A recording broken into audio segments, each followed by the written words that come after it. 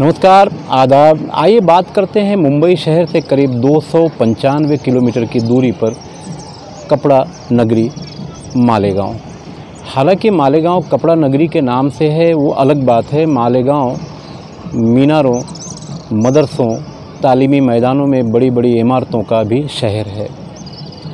हालांकि मालेगांव की अगर बात करें तो मालेगांव का पुराना नाम किसी दौर में मालीगांव हुआ करता था और इस वक्त मैं जहां बैठा हूं ये एक पुराना खंडहरनुमा किला है, मालेगांव का एकमात्र किला। हम इस किले के निर्माणकर्ता के बारे में भी बताएंगे, मगर आज बात करते हैं बाइक यात्रा की।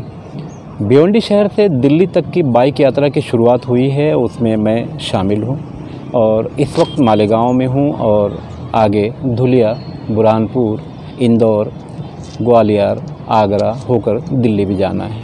बहरहाल बात मालेगांव की करते हैं। भारत की आज़ादी के पहले के गदर में जब भारत के लोग इधर उधर हुए तो उत्तर प्रदेश या कुछ दूसरे इलाकों से लोग इस तरफ बढ़े। बुरहानपुर होते हुए, मालेगांव होते हुए भिवंडी और फिर मुंबई के मदनपुरा तक पहुँचे।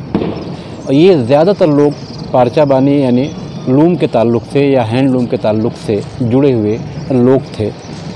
ये इतिहास है कपड़ा नगरी मालेगांव का भी, कुछ भिवंडी और मदनपुरे का भी, साथ ही मध्य प्रदेश के बुरहानपुर का भी। अब बात करते हैं इस किले को बनवाया किसने था। इस किले का नाम आमतौर से भोई कोट किला कहा जाता है, मालेगांव में है और 1754 में इसे बनाया गया था। अब 1754 के बाद का हिसाब लगा लीजिए, उसके बावजूद आज ये खंडहर खड़ा है।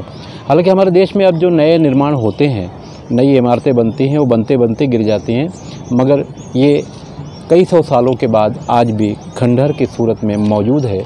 और इस किले के बीच में स्कूल चलाया जाता है, एक छोटी सी दरगाह भी है। यहाँ सब कुछ इस तरह से चलता है। और ख़ास बात यह है कि इसी किले में मालेगांव की महानगर पालिका, जो मौलाना अबुल कलाम आज़ाद के नाम से मंसूब है, वो भी मौजूद है। बहरहाल इसी महानगर पालिका के पास देखेंगे तो एक मस्जिद और एक मंदिर दोनों एक साथ। मालेगांव में इस तरह के नज़ारे देखने को मिलते हैं, जैसा कि और शहरों में भी मिलते हैं। इस किले में एक दरगाह भी है।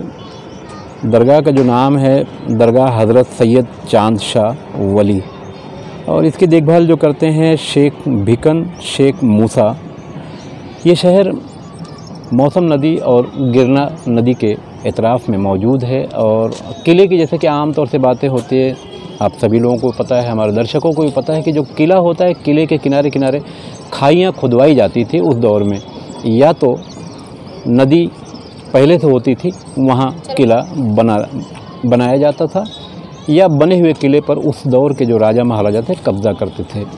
किलों के आसपास में नदी होना या खाई खुदवाना है, जिसे आम उर्दू में कहेंगे खंदक, वो खुदवाई जाती थी क्योंकि दुश्मनों से बचाव के लिए काम किया जाता था। बहरहाल इस तरह की नायाब इमारतें महाराष्ट्र में ही नहीं पूरे देश में फैली हुई हैं। मगर हमारा जो आर्कियोलॉजिस्ट डिपार्टमेंट है किसी इमारत को अपने अंडर में लेता है या नहीं लेता है, मगर जिसको ले लेता है ना उसकी देखभाल होती है, और जिसे नहीं लेता तो खैर देखभाल का सवाल ही नहीं उठता। बात फिर वहीं से आ जा रही है मालेगांव। भिवंडी शहर से जो हमारी बाइक यात्रा शुरू हुई थी, मालेगांव पहुंच चुकी है और कल जुमा की नमाज के बाद धुलिया के लिए आगे बढ़ेगी और धुलिया रात में रुक कर उसके बाद फिर बुरहानपुर की तरफ सफ़र जारी रहेगा। ये छोटी सी अपडेट थी हमारे दर्शकों के लिए, जहाँ तक लोग हमें जानते हैं उनके लिए। मालेगांव से मैं खान फ़ख्र आलम।